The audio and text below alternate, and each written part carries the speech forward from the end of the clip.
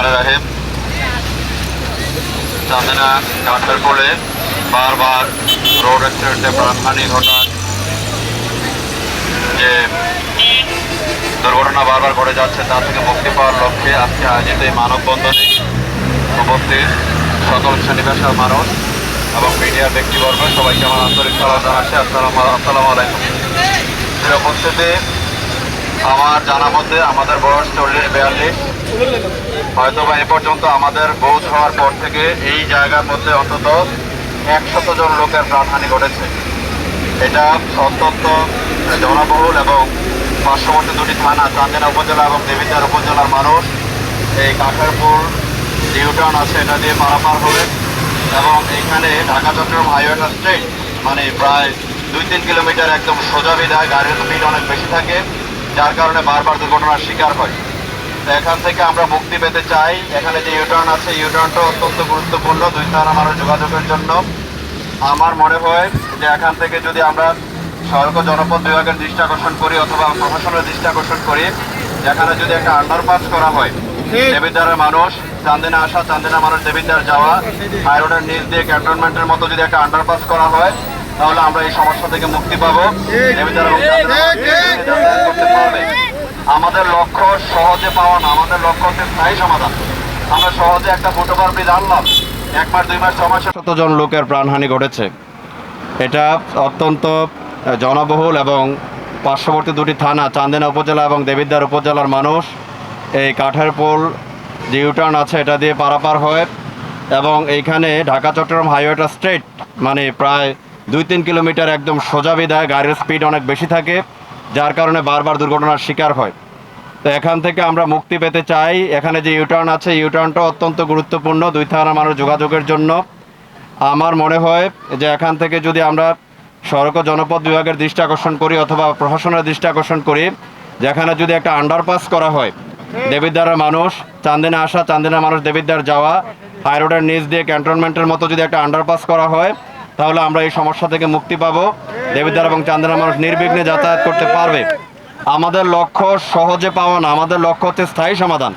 আমরা সহজে একটা ফুটওভার ব্রিজ আনলাম, 1 মাস 2 মাস 6 মাসের মধ্যে 3 মাসের মধ্যে হয়ে গেল, কিন্তু আমাদের রিক্সা, গাড়ি, ভ্যান, সিএনজি এগুলো তো এই হাইওয়ের উপর দিয়ে আসা যাওয়া করবে, দুর্ঘটনা আবার হবে। কিন্তু আমরা চাই যে স্থায়ী সমাধান করার একমাত্র পথ হচ্ছে এখানে একটা আন্ডারপাস করা। দেবিদ্বার এবং চান্দিনা মানুষ যাতে নির্বিঘ্নে তাদের রিক্সা, গাড়ি, ভ্যান নিয়ে আন্ডারপাস দিয়ে আসা যাওয়া করতে পারে, তাহলে এখানে স্থায়ী সমাধান হবে। আমরা চাই যে এই আন্দোলনটাকে আরও বেশি বেগবান করে প্রশাসনের দৃষ্টি আকর্ষণ করে আমরা যাতে আন্দোলনের সূচনা হয়েছে এটার একদম শান্তিপূর্ণ সমাধান আগ পর্যন্ত যাতে আন্দোলনটা না থামে। যারা আজকে নেতৃত্ব দিচ্ছেন আমি অনুরোধ করব তাদের পক্ষ থেকে একজন কথা বলে যে কিভাবে আমরা এই আন্দোলনটাকে টেনে নিয়ে সামনের দিকে যেতে পারি এবং একটা সফলতার মুখ দেখতে পারি, সেই নিরিখে সবাই বক্তব্য রাখবেন এই আহ্বান রেখে। এবং আজকের এই জনস্বার্থের পক্ষে এমন একটা চমৎকার কর্মসূচি আয়োজন করার জন্য যারা আয়োজক তাদেরকে আমি আমার অন্তঃস্থল থেকে ধন্যবাদ জানিয়ে আমি আমার সংক্ষিপ্ত বক্তব্য শেষ করছি। আল্লাহ হাফেজ। বাংলাদেশ জিন্দাবাদ। সবাইকে ধন্যবাদ। আসসালামু আলাইকুম।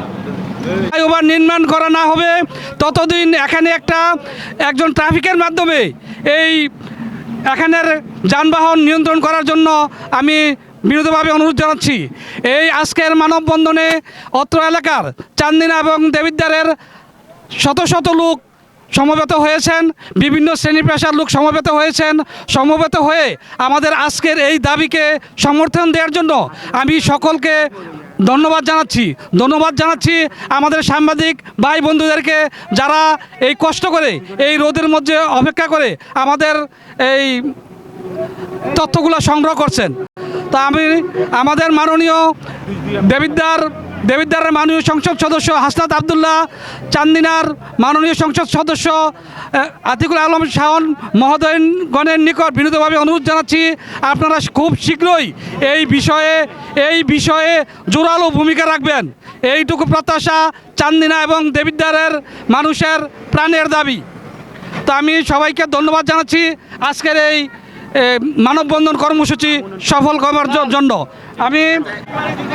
আমাদের এখানে একটি ফুটওভার ব্রিজ প্রয়োজন এবং যে ইউটার্নটি এখানে আছে এই ইউটার্নটি অব্যবস্থাপনার কারণে অতিরিক্ত গাড়ি এই রুট দিয়ে চলাচল করতেছে, আর অকালে অনেক প্রাণ ঝরে গেছে। আপনারা দেখবেন বিগত দিনগুলোতে অনেক স্কুলের ছাত্র ছাত্রী এই জায়গায় অ্যাক্সিডেন্ট করে মারা গেছে। তার ফলাফল কি? শূন্য। আমরা এখন পর্যন্ত একটি ফ্লাইওভার ফুটওভার ব্রিজ পাইনি। তো আমাদের সকলের প্রাণের দাবি, এখানে একটি ফুটওভার ব্রিজ চাই। আমরা সকলে একটি ফুটওভার ব্রিজ চাই কিনা? ফুটওভার ব্রিজ লাগবে, আমাদের একটি ফুটওভার ব্রিজ চাই। আমাদের সকলের প্রাণের দাবি, এখানে একটি ফুটওভার ব্রিজ চাই, যেন আর কোনো মায়ের বুক সকালে খালি না হয়। ঠিক, সবাই বলেন ঠিক কিনা? সকালে কোনো মায়ের বুক খালি হোক আপনারা চান? সকালে কোনো মায়ের বুক খালি হোক আপনারা চান? তার জন্য আমাদের একটি ফুটওভার ব্রিজ প্রয়োজন কিনা? ফুটওভার ব্রিজ প্রয়োজন কিনা? আমাদের একটি ফুটওভার ব্রিজ লাগবে। রুটস অ্যান্ড হাইওয়ে এবং বাংলাদেশ সরকারের কাছে দাবি আমাদের আকুল, আমাদেরকে যেন অতি তাড়াতাড়ি একটি ফুটওভার ব্রিজ নির্মাণ করে দেওয়া হয়। ঠিক, এই বলে আমরা আমাদের সংক্ষিপ্ত মানববন্ধন শেষ করছি। আসসালামু আলাইকুম। মহিলা ডিগ্রি কলেজ রয়েছে এবং রেদন আহমেদ কলেজ রয়েছে, পাশাপাশি অসংখ্য ভালো ভালো স্কুল কলেজ রয়েছে। পাশাপাশি ঠিক তদ্রুপ আমাদের পার্শ্ববর্তী থানা দেবিদ্যার অসংখ্য ভালো ভালো স্কুল অ্যান্ড কলেজ রয়েছে। এবং কুমিল্লাতে আমাদের চান্দিনামুখী শিক্ষার্থীরা, অধিকাংশ শিক্ষার্থীরা কুমিল্লামুখী পড়াশোনা করার জন্য যায়। সেই ক্ষেত্রে অনেক শিক্ষার্থীরা রাস্তা পারাপার করতে হচ্ছে। শুধু তাই নয়, এই এলাকার অধিকাংশই লোকেরাই কৃষিজীবী, তারা কৃষি পণ্য নিয়েও প্রতিনিয়ত রাস্তা পারাপার হচ্ছে। সেই দৃষ্টিকোণ থেকে আমাদের এই রাস্তায় প্রতি বছর প্রতি মাসে একজন না একজন লোক মারা যাচ্ছে। আমরা চাই এটার স্থায়ী সমাধান। আমরা যথাযথ কর্তৃপক্ষের নিকট আকুল আবেদন জানাচ্ছি, সুষ্ঠু রুট ব্যবস্থা কিভাবে অ্যাক্সিডেন্ট কমানো যায় সেই উদ্যোগটা নেবেন। তার জন্য প্রয়োজনে আমাদের যে ছাত্র প্রতিনিধি আছেন, আমাদের যে জনপ্রতিনিধিরা আছেন, আমাদের যে রাজনীতিবিদরা আছেন, তাদের সাথে সমন্বয় করে বসে একটা সুষ্ঠু রূপরেখা দেন কিভাবে অ্যাক্সিডেন্ট মোকাবেলা করা যায় এবং কিভাবে আমরা একটি প্রাণ এখানে জোরে দেখতে চাই না। সম্মানিত উপস্থিতি যারা উপস্থিত হয়েছেন সকলে দৃষ্টি আকর্ষণ করছি, এবং প্রিন্ট মিডিয়া ভাইরা যারা আজকে এই জুমার নামাজের পরে উপস্থিত হয়েছেন সকলের দৃষ্টি আকর্ষণ করে বলছি, আমরা আগামী রবিবার আমাদের কর্মসূচি হিসেবে আমরা ইউনো বরাবর এবং জেলা প্রশাসক এবং 2 এমপি বরাবর মহোদয়ের বরাবর স্মারকলিপি প্রদান করব, এবং পাশাপাশি আমরা প্রতিবাদ মিছিল অব্যাহত রাখব।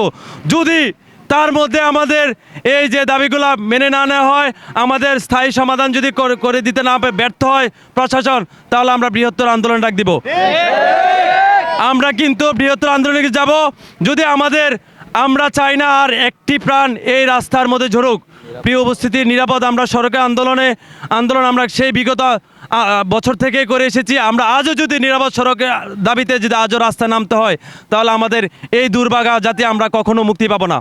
প্রিয় উপস্থিতি, আমরা চাই আপনারা আগামী রবিবার সকাল 11টার মধ্যে আপনারা সবাই কাঠেরপোল বাস স্ট্যান্ডে চলে আসবেন।